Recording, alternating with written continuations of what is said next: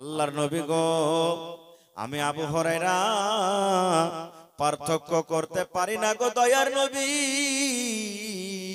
কি 14 দিনের চাঁদ বেশি সুন্দর, কি আপনি দয়ার নবী বেশি সুন্দর। এরকম আমার নবী ছিলেন, সেই নবী দুনিয়াতে আছেন আজকে কেউ নাই। তাই কবি বলছেন, ও মন ঘুমায় না রে,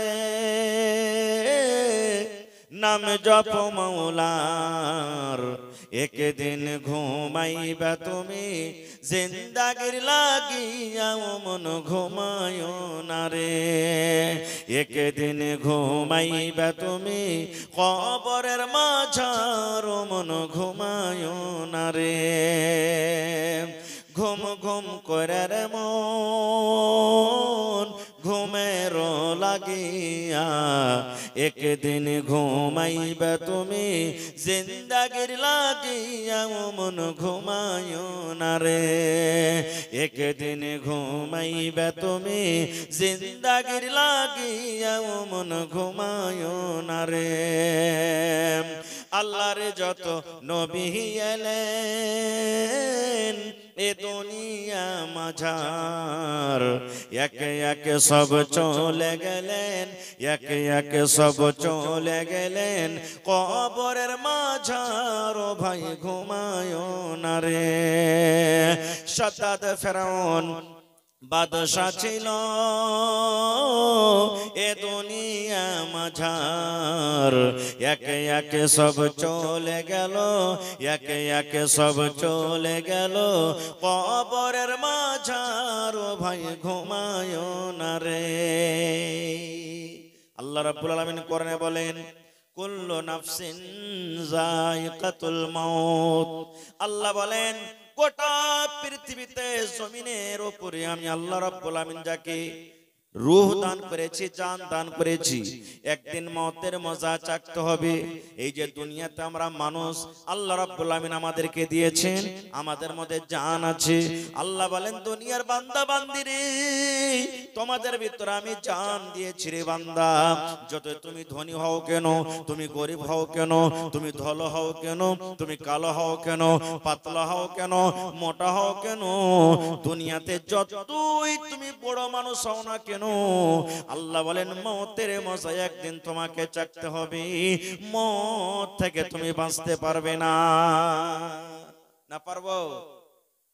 আপনাকে এলাকাতে আশেপাশে দেখবেন, আমার গায়ের মুসলিম ভাইরা যদি থাকেন, ওদের যদি লাশটাকে আপনারা যদি দেখে থাকেন, আজকে যখন আমরা নিজের নিজের মাইয়াতকে লাশকে যখন ঘাড়ে করে নিয়ে যাই, সুবহানাল্লাহ, আলহামদুলিল্লাহ, লা ইলাহা, যেগুলো যেগুলো আমরা দোয়া দুরূদ জানি পড়ি, ওরা কি পড়বেন? राम नाम सत्य है सबका यही गत्य है, राम नाम सत्य है सबका यही गत्य है, राम नाम सत्य है।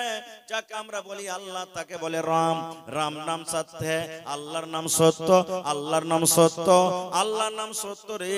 এই যে আমরা লাশটাকে ঘাড়ে করে নিয়ে যাচ্ছি, সবকা यही गत्य है, মানে এই লাশ আমরা একদিন বন্ধ হবে, এই ঘাড়ে করে একদিন আমরা যাব, এই অবস্থা একদিন আমাদের আসবে। আমরাও কিন্তু সেই লাশ, আমরা জিনিস থেকে বাঁচতে পারবো না। মত তো ইয়াকিনি আছে ভাই, কিন্তু আমরা মরতে কেউ চাই না। একটা 80 বছরকার বয়সের বুড়া লাঠি নিয়ে টুক টুক টুক টুক করে হাঁটছে, হাঁটতে পারে না। পোতা লাতিরা যদি বলে, এই শালা বুড়া কতদিন তুই মরবি আর বাঁচবি, মরে যা, লাঠি থাকতে গেলে ঝাঁপটা চালিয়ে দিবে। তুই মরতে বলছিস, তুই মর শালা, আমাকে মরতে বলছিস। কেউ মরতে চায় না। এরকম একজন নবীর আপনাকে ঘটনা শোনাচ্ছি, সহিহ হাদিস। আল্লাহর নবী মুসা আলাইহিস সালাম, আমার আপনার যখন জান কবজ করবে, মালাকুল মউত আসবেন, কবজ করে নিয়ে চলে যাবেন, পারমিশন নেবেন না খো। কিন্তু নবীদের যখন জান কবজ করা হয়, প্রথমে তাদের কাছে ইজাজত নেওয়া হয়। তো মালাকুল মউত আজরাইল ফেরেশতা মুসা নবীর কাছে এলেন। আসার পর তখন মুসা নবীকে বলছেন, হে আল্লাহর নবী মুসা, আমি আল্লাহর ফেরেশতা মালাকুল মউত আজরাইল আপনার জান কবজ করতে এসেছি। ওরে সুবহানাল্লাহ! যেমনই মুসা নবী শুনলেন যে আমার জান কবজ করতে এসেছো, এরকম ভাবে একটা ফাইট কিংবা চড় যে মারলেন মালাকুল মউত আজরাইল ফেরেশতাকে চোখের উপরে, চোখ কানা হয়ে গেল একটা। পড়েন সুবহানাল্লাহ। মউতের কথা শুনে মুসা নবী একটা এমন করে ঘুষা চড় মারলেন, কাকে? ফেরেশতা মালাকুল মউত কে, আর একটা চোখ কানা হয়ে গেল। সুবহানাল্লাহ। কত তাকত ছিলেন জানেন? ফেরাউনের একটা সিপাহীকে একটা থাপ করে ওকে দুনিয়া থেকে বিদায় করে দিয়েছেন, এত শক্তি ছিলেন মুসা নবী। চোখ কানা হয়ে গেল, তা আল্লাহ জানছেন না জানেন না? আল্লাহর কাছে খবরটা আছে না নেই? আছে। চলে গেলেন আল্লাহ রাব্বুল আলামিন। এবার মালাকুল মউত কে বলছেন, মালাকুল মউত রে, তোমার অবস্থা কেন এরকম? তোমার চোখটা কেন কানা হয়ে গেল?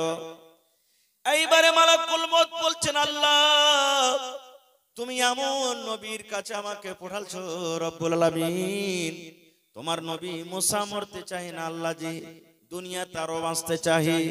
এই রব্বুল আলামিন মতের খবর পায়ে, মতের কথাটা শুনে এমন জোর করে আমাকে একটা ফাইট মেরেছে আল্লাহ, আর সঙ্গে সঙ্গে চোখ কানা হয়ে গেছে। আল্লাহ দেখো আমি চোখে কিছু সোজা না দেখতে পাই না, আল্লাহ আমার একটা চোখ কানা হয়ে গেছে। আল্লাহ রব্বুল আলামিন তখন বলছেন, মালাকুল মউত তুমি চোখে দেখতে পাও না, না তো না। আল্লাহ রব্বুল আলামিন তার চোখটাকে ভালো করে দিলেন, মালাকুল মউতের চোখ ভালো হয়ে গেল।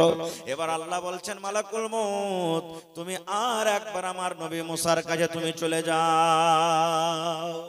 এই মালাকুল মউত তুমি আর একবার আমার নবী মুসার কাছে যাও, কিন্তু এই বেকার জান কবজ করার নয়, এ বেকার তোমাকে জানটা কবজ করতে হবে না।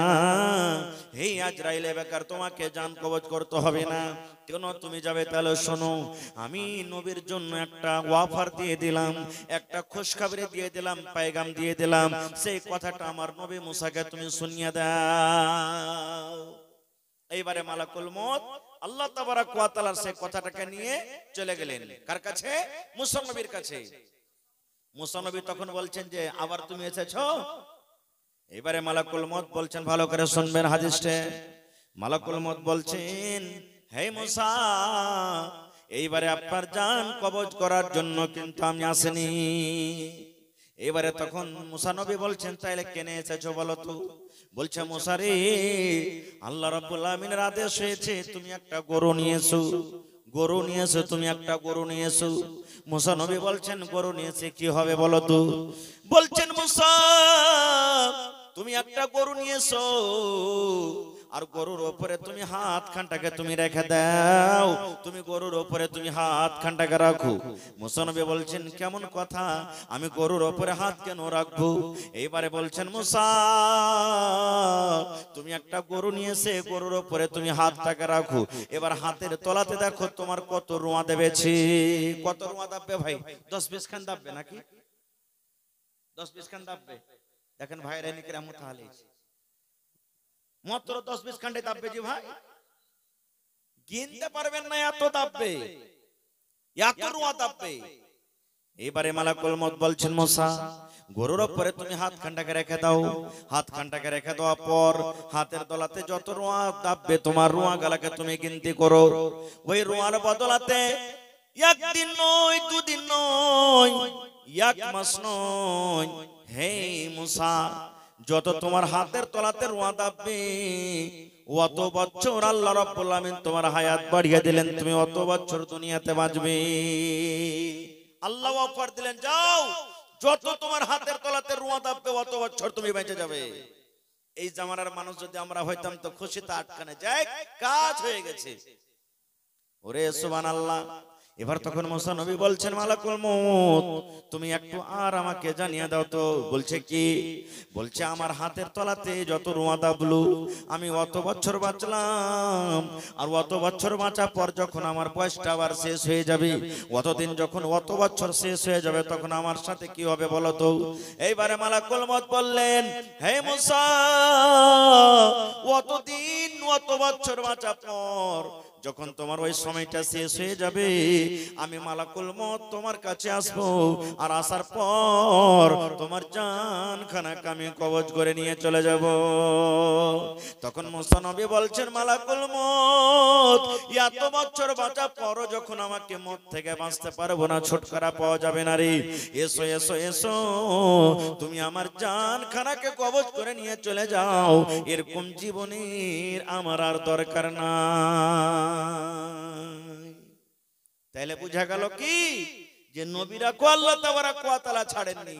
যেই মালাকুল মউত আমার আপনার জান কবজ করবে না, জান কবজ করেছেন আমাদের আগে। যখন সমস্ত লোক যখন শেষ হয়ে যাবে তখন আল্লাহ বলবেন মালাকুল মউত আর কে আছে? বলবে আল্লাহ তুমি আছো আর আমি আছি। আল্লাহ তাআলা তখন মালাকুল মউত বলবেন মালাকুল মউত মুত, মানে তুমিও মরো, হে মালাকুল মউত তুমিও মরো। মালাকুল মউত তখন বলবেন আল্লাহ আমি কেমন করে মরবো, আমি নিজের জান নিজে কেমন করে আল্লাহ কবজ করব? আল্লাহ রাব্বুল আলামিন বলবেন হে মালাকুল মউত দুনিয়াতে যেমন তুমি মানুষের জান কবজ করেছিলে ওরকম ভাবে আজকে তুমি নিজের জান নিজে তুমি কবজ করে নাও।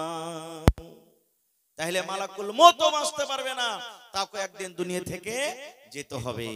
এইবারে যদি আমি বলি আপনাদেরকে বা আপনারা প্রশ্ন করেন হাজী মাওলানা, যদি মাটির তলে যদি ঘর বানিয়ে থাকি, আসমানের উপরে যদি চলে যাই, চাঁদের উপরে সূর্যের উপরে যদি ঘর বানিয়ে থাকি, ওখানে কি মালাকুল মউত চলে যাবে? একটা আমার কাছে বই আছে, ওই বই লিখছেন আব্দুল মালিক মুজাহিদ একটা ঘটনা। আজকে কোন জায়গাতে কোন দেশে লড়াই চলছে? ফিলিস্তিন নাকি? দেখছেন কত কত মুসলমানকে মারা হলো। ওখানে সুলেমান নবী একদিন বসে আছেন, আর সুলেমান নবীর পাঞ্জরে একটা লোক বসে আছেন। ইতিমধ্যে একটা লোক সুলেমান নবীর কাছে চলে এলেন মানুষের রূপে, সালাম কালাম করলেন। কোথায়? ফিলিস্তিন। কত দূর এখান থেকে হেঁটে যান? 2 মাস 3 মাসের রাস্তা।